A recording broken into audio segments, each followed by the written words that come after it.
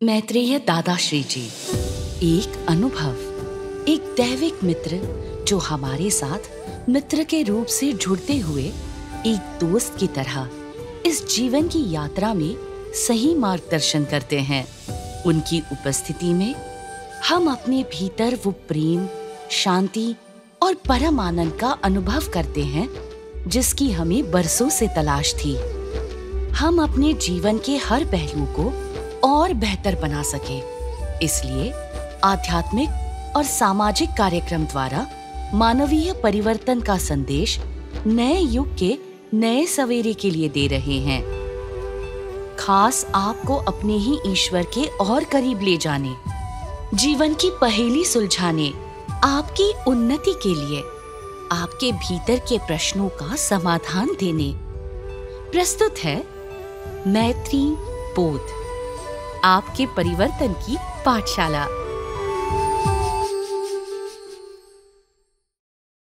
प्रणाम दादा। प्रणाम। मेरा प्रश्न ये है दादाश्री जी, आजकल बहुत सारे यंगस्टर्स हैं जो एडिक्शन का शिकार हैं।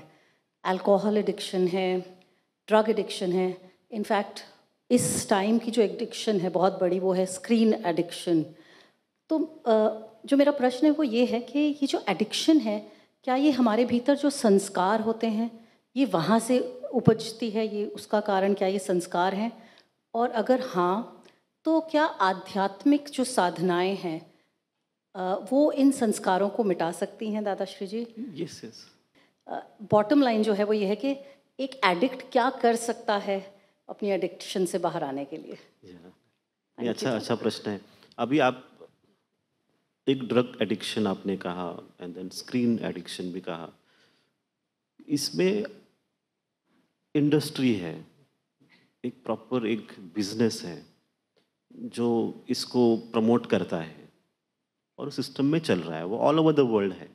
ये सिर्फ देश का ही प्रॉब्लम नहीं है, संपूर्ण मानव जात का प्रॉब्लम है। स्पेशली जो यंगस्टर्स हैं, जो युवा पीढ़ी है, वो अटके हैं। ये फैक्ट है, ये सत्य है। हम नकार रहे हैं काफ़ी समय से, पर वो जो मात्रा है, परसेंटेज है, वो समय के साथ बढ़ते जा रहे हैं। जो आप टीवी पे भी देखते हैं, खास करके ड्रग एडिक्शन का कह रहा हूँ मैं, या यंगस्टर्स दिखते हैं हमें, स्पोर्ट्स में दिखते हैं, एजुकेशन में दिखते हैं, बहुत सारे एंटरटेनमेंट फील्ड में भी हमारे युवा हैं। पर सत्य जो है, ज़्यादा जो नंबर्स हैं वो ड्रग्स के साथ कहीं ना कहीं पर लगे हुए हैं। सिटीज़ में भी है, शहरों में भी है, और थोड़े से शहर समान ही जो ग्रामीण भाग है वहाँ पर भी है। अभी ये जो प्रॉब्लम है, तो पहले प्रॉब्लम को स्वीकारना होगा कि हमारी युवा पीढ़ी सच में फंसी हुई है, संपूर्ण देश में और देश के बाहर भी है। हम जब देश के अंदर बात करते हैं तो हमें उसको ठीक करना है। ये पहले आपको एक संकल्प लेना होता है। तो ये संकल्प हमने भी लिया है और बहुत सारे ऐसे केंद्र हैं, वो भी इसके लिए सालों से काम कर रहे हैं। और ये करते समय जो व्यक्ति है, उस व्यक्ति के अंदर सबसे पहले वो भाव आए कि मुझे इससे मुक्त होना है, वो पहला कदम है। जब वो हो जाएगा फिर आप सेकेंड थर्ड स्टेप्स फॉलो कर सकते हैं। तो संस्थाएं जो है या जो परिवार है, उन्हें सबको मिलकर वो जो व्यक्ति जो अटका हुआ है उससे उस कदम तक लेके आना है जहाँ पर वो स्वीकार कर ले मुझे ये प्रॉब्लम है और मुझे इससे निकलना है। फिर हम इसे ठीक करेंगे। और मेरे हिसाब से देश में सभी को काम करना होगा ऑन प्रायोरिटी बेसिस, कि हम सभी को एकजुट होते हुए, जितने भी केंद्र हैं या संस्थाएं हैं, सभी को एक साथ आकर इसे ठीक करना होगा, लोगों को मुक्त करना होगा, खास करके यंगस्टर जो हैं। और इसको भी ठीक कैसे करें, ये अगला स्टेप है। एक तो समझना कि मुझे निकलना है, दूसरा ट्रीटमेंट पार्ट आता है। ट्रीटमेंट में आप काउंसलिंग करते हो, बात करके समझाते हो, वो भी हेल्प कर सकता है। दूसरा मेडिकल ट्रीटमेंट है, दवाइयों से भी कई हद तक आप ठीक कर सकते हो। तीसरा जो है आध्यात्मिक साधना, कुछ ध्यान के अलग अलग मतलब प्रैक्टिसेस हैं जिसे आप करें तो आप उसमें से निकल सकते हो। और चौथा जो है वो है आध्यात्मिक क्रिया। तो स्पिरिचुअल प्रोसेस अगर वो भी करते हैं तो आप उसमें से निकल सकते हो। या तो सभी एक साथ करेंगे तब आप इसमें से निकल सकते हो। तो या क्या होना चाहिए, तो कोई उनसे बात करे, काउंसिल करे, कोई दवाई दे, तीसरा साधना दे, ध्यान करने की क्रियाएं अलग अलग हैं, और एक प्रोसेस करें। जिस प्रोसेस की हम बात करते हैं वो process source of that addiction, जो जड़ है जिसके वजह से आपको एडिक्शन होता है, उस जड़ के ऊपर काम करता है और उससे ठीक करने की कोशिश करता है। जब आप जड़ को निकालते हैं ठीक से, जहाँ से प्रॉब्लम जो मूल बिंदु है वहाँ से निकालना शुरू करते हैं, तो अपने आप ही वो फॉर एवर, हमेशा के लिए, वो जो इच्छा है सब्सटेंस अब्यूज़ या ड्रग्स या नशा करना, वो अपने आप इच्छा ही ख़त्म हो जाएगी। किसी को देख भी सकते हैं, विचार भी आएगा, पर आदत नहीं लगेगी। तो ये पॉसिबल है, संस्कारों से कनेक्टेड है। आसपास का माहौल आपको प्रभावित करता है। जैसे अच्छा माहौल प्रभावित करता है, वैसे ही नेगेटिव माहौल भी आपको प्रभावित करता है। तो हमें बच्चों को, हमारे यंगस्टर्स को आगे उनकी उन्नति के लिए, चलने के लिए पहुंच के मार्गदर्शन करना होगा, गाइड करना होगा। Then it can be completely cured और करेक्टेड। हम ठीक कर सकते हैं इसे, और ज़रूर ये संस्कारों का पार्ट है, और हम अपनी तरफ से तो ज़रूर कोशिश करते हैं और करते रहेंगे इसके लिए। तो इसे आप एडिक्शन करके देखिए। Specifically drug addiction, screen addiction देख के मतलब नहीं है। एक एडिक्शन है, आदत है, एक बुरी आदत है। उस बुरी आदत को उनके भीतर से निकालना है, जड़ से निकालना है। वो निकाल दिया तो हो गया काम। और अच्छे से ठीक हो जाएगा, हमेशा के लिए ठीक हो जाएगा। दादा प्रणाम। ये जो प्रश्न जो पूछा है, तो जो आपने क्रिया और ये बताया है आपने कि प्रोसेसेस जो हैं, तो इसमें कोई मैत्रीबोध परिवार के कुछ प्रोसेसेस हैं या क्रिया हैं कि जो जिससे कि ये मानव जाति को उसमें बेनिफिट मिले? ये ज़रूर। देखिए, हम जब काम करते हैं मैत्रीबोध परिवार, शुरुआत से ही हम जो जड़ है उससे देखते हैं। कॉज जो है आपके प्रॉब्लम का, जो रूट कॉज है, उसे ठीक करने की कोशिश में ही हम लगे रहते हैं। जैसे आपको पता है कि जब मेरी भी शुरुआत हुई, तो वो शुरुआती हुई मेडिकल डॉक्टर के हिसाब से। वो मेडिकल डॉक्टर का प्रोसेस में भाग होते हुए जब आगे बढ़ा, तब मुझे ये लगा कि मेरे पास लिमिटेशन है लोगों को ठीक करने में। मैं सिर्फ शरीर को ठीक कर पा रहा हूँ, कई हद तक मन को, पर उसके आगे नहीं जा पा रहा हूँ। उसके आगे क्या है, उसके लिए मेरी आध्यात्मिक साधना क्रिया शुरू हुई। तो इसके लिए आज मैत्रीबोध परिवार किसी भी प्रकार के सिचुएशन को देखता है, चैलेंज को देखता है, तब हम उसको ऐसे ही देखते हैं कि इसके भीतर सोर्स क्या है, कहाँ से शुरू हो रहा है, उससे ठीक करते हैं सीधा अंदर जाके। उसी का एक उदाहरण है जब हम बीज संस्कार करते हैं। तो बीज संस्कार जो प्रोसेस ही है, जो बीज है भीतर, उस बीज को ही ठीक करने का प्रोसेस है। जहाँ पर कुछ खराबी आई है बीज में ही, उस बीज को रिप्लेस करना है। जब वो निकल जाता है, वो भाव जो है उनका, भाव to have something as an addiction, any substance, उस भाव का जो सबसे पहला बिंदु है, उसी को निकालना है। It's like an operation. जैसे ऑपरेशन होता है थिएटर में, आपको पता है, जैसे ऑपरेशन होता है तो आप सीधा देखते हो फिजिकली और उसे निकाल देते हो। वही ये बीज संस्कार है, जो रूट कॉज पे जाके उसे निकाल देता है, तो व्यक्ति वैसे मुक्त हो जाता है। तो ये आप देखेंगे तो आप उसका अनुभव खुद कर पाएंगे। Yes. प्रणाम दादाश्री जी। Yes, नमस्ते। गृहस्थ जीवन में औरत को जो रोल दिया गया है वो है घर संभालने का, घर के लोगों को देखभाल करने का। आजकल की जो औरत है वो घर संभाल रहे हैं, बाहर का काम कर रहे हैं, बच्चों, परिवार, बहुत कुछ कर रहे हैं, और इतना कुछ करने के बावजूद भी कहीं एक्सपेक्टेशन मीट करना मुश्किल हो रहा है।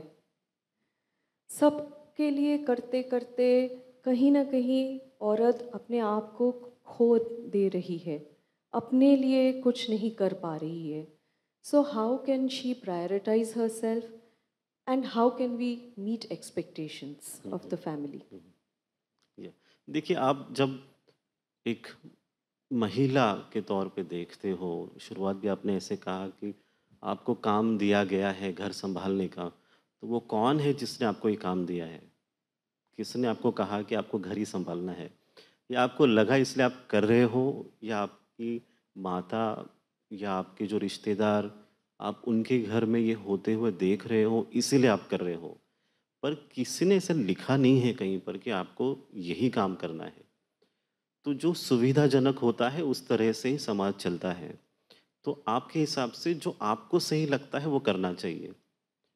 कोई भी हो, पुरुष हो या महिला हो, जो आपको ठीक लगता है आपको ज़रूर करना चाहिए। इसके लिए आपको किसी चीज़ की इंतज़ार नहीं करना है। जब शुरू करके आगे बढ़ें। अब आपने दूसरी बात ये कही कि आप जो एक्सपेक्टेशंस हैं, अपेक्षाएं जो हैं आपके फैमिली मेंबर्स का, जिनके साथ आप रहते हो, वो हम कैसे पूर्ण करें? तो इसका एक सरल जवाब ये है कि आप किसी की भी अपेक्षाएं पूर्णतः कंप्लीट कर ही नहीं सकते। किसी को भी आप पूर्णतः समाधान दे ही नहीं सकते हो। अपेक्षाएं और बढ़ती जाएंगी।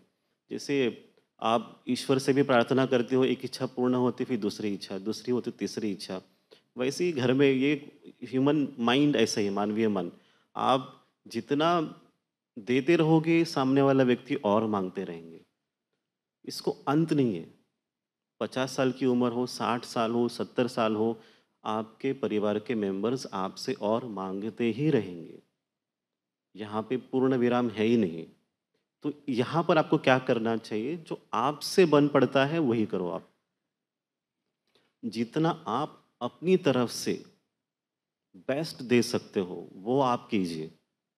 ये आपके कर्तव्य हैं। जो आपसे बन नहीं पड़ रहा है उसे छोड़ दो आप। बेमतलब का आप टेंशन लेके मत बैठिए आप। ये नहीं कर पाए, वो नहीं कर पाए। कब तक आप वो खींचते रहेंगे और आप बहते रहोगे उस तरह से। आपको कहीं पर इस सत्य का सामना करना ही होगा कि मुझे इतना ही करना हो रहा है, इससे ज़्यादा हम नहीं कर सकते। तो देन ड्रॉ लाइन देयर कि बस इतना ही। ये आपके ड्यूटी है, आपके कर्तव्य हैं। इस तरह से आप उसे देखिए। और ये जब करते जाएंगे अपने आप आपका रास्ता खुलते जाएगा। अब आपको अपने लाइफ के लिए क्या करना है? अगर आपके अंदर कोई आकांक्षाएं हैं, एम्बिशन है कि मुझे ये करना है, और साथ में फैमिली के ड्यूटीज़ भी है, तो घर वालों से बात कीजिए। एक ओपन कम्युनिकेशन रखिए, एक संवाद रखिए, उन्हें कहिए मुझे ये करना है। तो हर हर सिचुएशन में, कितना भी वो जटिल सिचुएशन हो, उसमें से सल्यूशन निकलता ही है, समाधान हमेशा निकलता है। अगर आपका एम्बिशन बहुत स्ट्रांग है, या इनर वॉइस, अंदर की आवाज़, दिल से जो आवाज़ निकलती है, अगर वो स्ट्रांग है, वो कहती है कि तुम्हें ये करना ही है, तो आपको उस आवाज़ को फॉलो करना होगा, उस आवाज़ के साथ चलना होगा। यही सॉल्यूशन है। और ये कम्युनिकेशन से सॉल्व हो सकता है, संवाद से सॉल्व हो सकता है, ठीक से कहने से सॉल्व हो सकता है। तो आपको अपने जो भीतर से आवाज़ आती है उसे फॉलो करेंगे, अपने आप ही चीज़ें जिस तरह से आपको चाहिए वैसे बनती जाएंगी। कहीं कहीं पर तुरंत जल्दी हो भी सकती है, कहीं पर समय भी लग सकता है।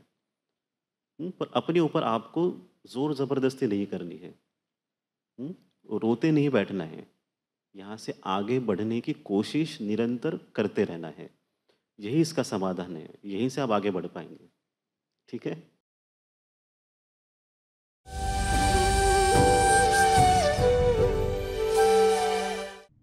राजश्री जी, बहुत बहुत बहुत धन्यवाद। आप इतने स्पष्टता से, सरलता से हमें समझाया कि कौन सा सोशल स्ट्रक्चर है, सामाजिक नियम, कौन सा धर्म के पाठ है, कौन सा आध्यात्मिक सत्यता है, ये सारी चीज़ हमें ऐसे सरलता से आपने समझाया है। हम बहुत बहुत आभारी है and very grateful for this opportunity. Thank you, love you Dada. I just want to share कि इस ज़िंदगी में मैं बहुत भटका हूँ एंड रियली बोलता हूँ, मैं इतने जगह इतनी आध्यात्मिक पुस्तकें या धार्मिक ग्रंथ पढ़े या जो भी किया है, पर जब मैं आपसे मिला और जो मैं सीखा, तो मैं इसका बयान भी नहीं कर सकता हूँ कि क्या है। बट जो लोग पूछते हैं कि क्या महसूस किया, मैंने बोला मैं मुक्त हुआ। तो मुक्त ये चीज़ है कि आज मेरे को कोई ना कोई रिचुअल्स, ना कोई प्रथाएं या कोई ट्रेडिशन, कोई कुछ नहीं बांधता है।